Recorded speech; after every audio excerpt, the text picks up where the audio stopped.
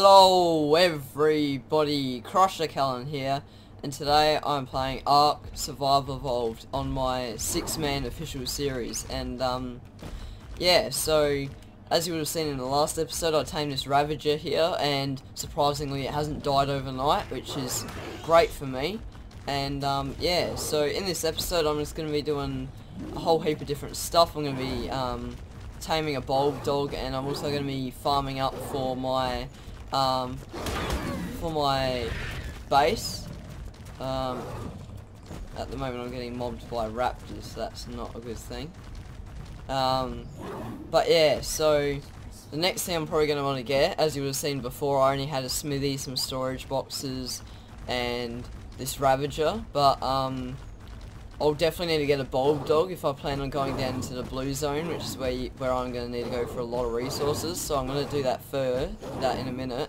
But first I just want to show you guys a cool method I just figured out for getting stuff for like a fabricator. So these tech dinos now drop the same loot as enforcers do. So if I kill this tech stego here, which will take me a little bit because these things don't do the most damage.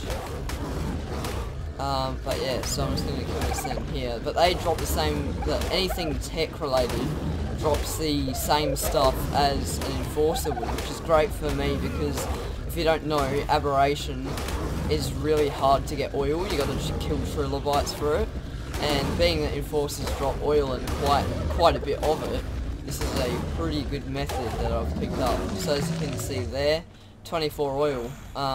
So you know that's not heaps, but you know for me right now, it's a lot better than killing trilobites.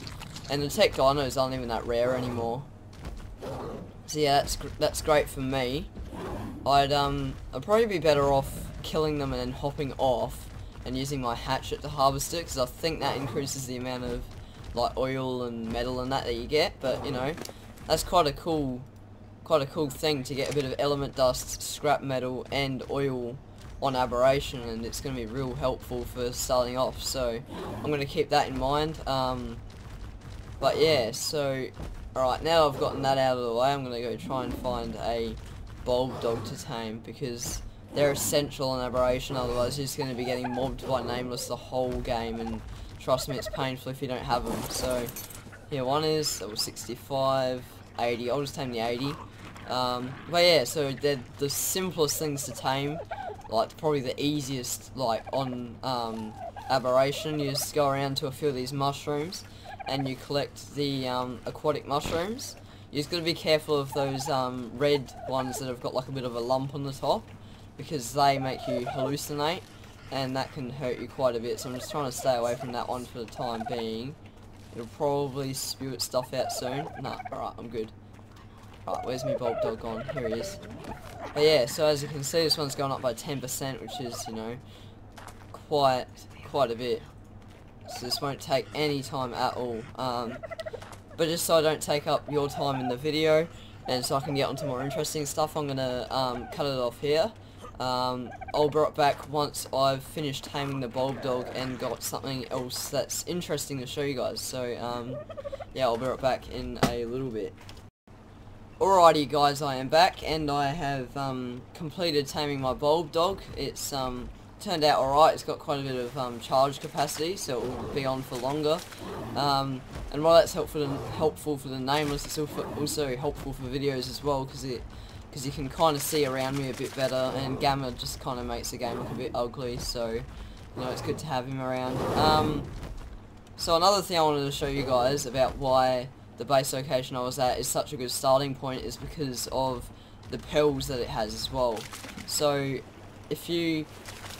my base is just up in that direction, at the spot I showed in my last episode, and just below it you see this massive lake, and all along this lake are pearl spawns. So if I go under the water, if they haven't been harvested, you guys should be able to see some pearls. So there's like 1, 2, 3, 4, 5, at least 8 pearl things just down there. And just for a bit of an easier method of getting a few if you need them, there's this little lake on the opposite side of where my base is, and if you just follow that down, there's like this little river, and it just like a stream that just follows downhill.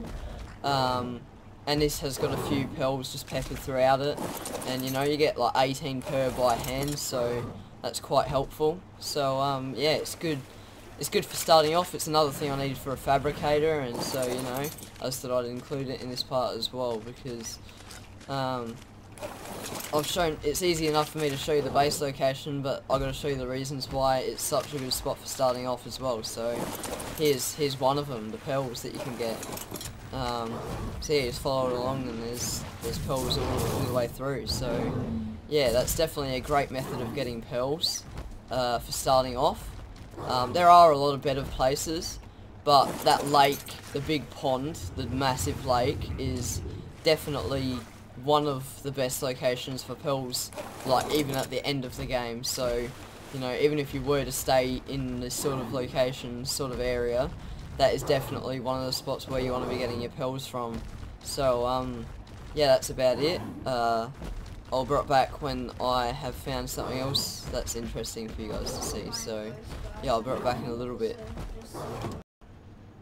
Alrighty guys, I am back, and so after getting all that metal and that from the base, I've decided that rather than going to a stone base, I'm just going to completely skip stone and go straight to a metal base. And so to make metal and metal structures, I'm going to need to get a whole load of cementing paste, and this is, I reckon, probably the best method I've found so far for getting cementing paste, and it also gets you a bit of polymer without having to do much as well. So yeah, so what you want to do is you want to find a low-level crab, and you'll just want to clear out the area, because there's a lot of dangerous stuff around where the crabs are, and you just want to kill it. So I like to use my crossbow to do it. But you can also use your Ravager. They're probably good enough to do it, to be honest. Oh, no, that's not good. You definitely want to be careful with basilisks as well, because they're a bit of a problem. That's level 20. I could maybe take it on. I'm not going to take the risk, though. I might just move away from this crab here, and I'm going to go for this other one that was just down here. Yeah, here it is. Yeah, so the first thing you want to do is definitely clear the area out, because all these sarkas and that just end up mobbing you later on, and it just becomes more painful. And that also happens as well. So, you know, you're better off just killing them straight away as soon as you can. Oh no. That crab might come back while I'm harvesting this thing. Quick! Quick, quick, quick, quick! Uh-oh. I've got another one on me. Oh no, and the crab's coming too. This is not good. Passive. Right.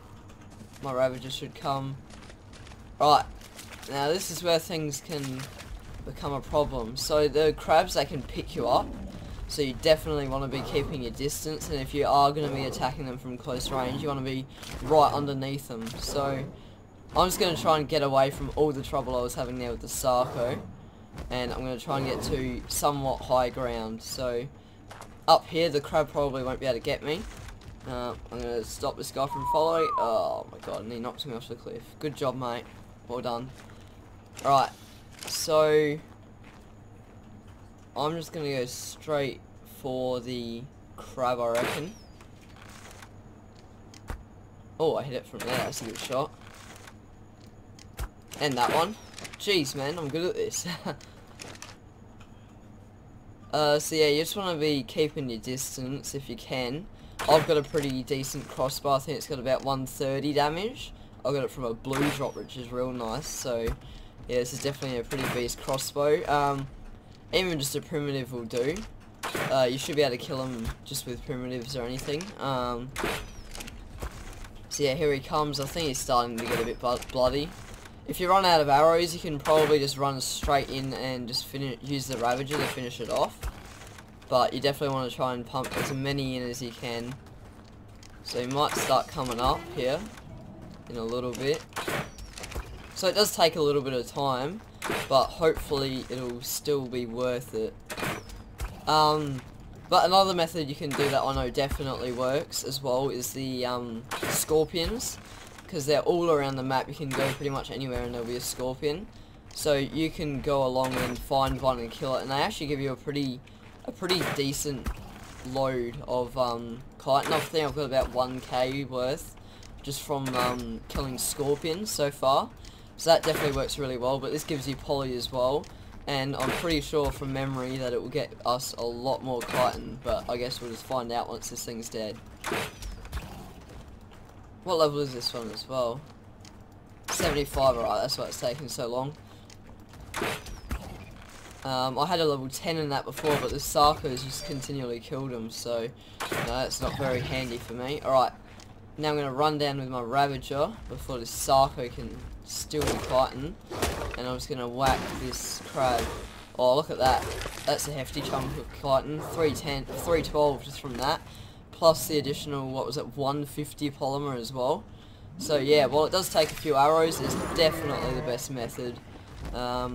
And it gets you the poly as well, which is always handy for things like canteens and, you know, guns and that. So, you know, it's a good way to rack up 2 resources at one time. So, you know, that's a good idea to do. I'm just going to kill this thing here while I'm at it.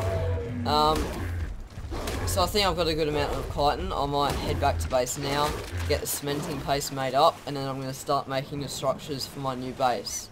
So this base will probably...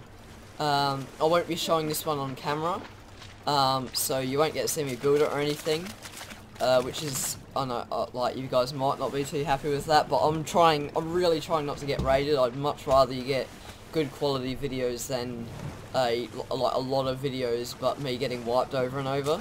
So I'm just going to take my time and make sure I play it properly, and you might miss out on a few things here and there, but that's just how it's going to have to go. Alright, I'm just going to use my crossbow because I can't attack while underwater. Oh, look at that, that's nice. I'm going to use my hatchet as well for this actually, because I can get some electronics out of it. There we go.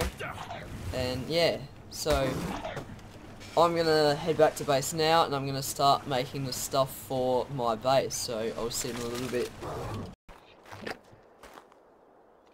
Alrighty guys, I am back yet again, and so another thing I'm taming just to make my life a little bit easier is a roll rat, because they gather a lot of wood very quickly and are also just good, like, they get around quick and get the wood very fast as well. So just to make my life easier for wood, I'm just going to be getting this guy here. So what you want to do is just want to find a roll rat of any level really. I should probably have gone for a higher level one, 15, but it will probably do, it just might not last as long.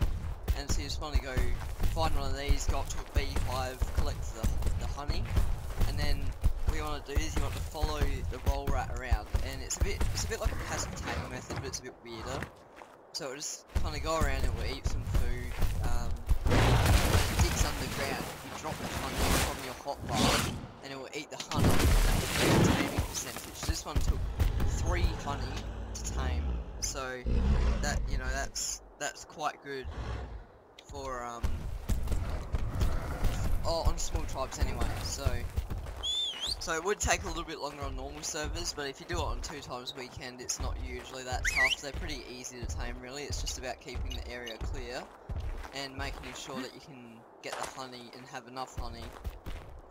If you do stuff it up, all it does is takes away taming percentage. Not percentage, sorry, taming efficiency. I don't think it makes the taming any slower. It just makes it sort of, the end result is a little not so great. But yeah, so I've tamed the roll rat, and I didn't show you guys before, but I was going around and I've gotten a whole lot of loot and that, and I've been killing crabs with this Ravager, because I just tamed it yesterday. It's 135, and this thing absolutely destroys crabs, and on 3 times I'm getting like 500 chitin per crab, so that's how I'm going to be getting my cementing paste. And yeah, so the next thing I'm going to be doing is, now that I've got all this stuff together, all the resources, I'm going to be trying to make some weaponry and try and get some C4 on that to blow into bases and do some raiding. So I'll see how that goes. This server's quite dead, so I might have to go to another server, which isn't too handy for me. But yeah, so I'll be right back as I craft some of my gear. Alrighty guys, I am back, and I have tamed everything I need to tame and gotten all the resources I need to get, and so I've gotten my full PvP kit organised, and so I'm going to be leaving the server in just a second to go find a base. But I think now is a good time to end this episode. The next episode will be straight into raiding a base, because I'm not quite sure how long this will take, and I don't want to drag this one episode out for too long. So the next episode will definitely be on raiding, or at least griefing anyway. And so yeah, that's what I'm planning for the next video. But if you enjoyed this video, please do leave a like, and if you've got any feedback, put it in the comment section below, and hopefully I will see you all in the next video. Bye!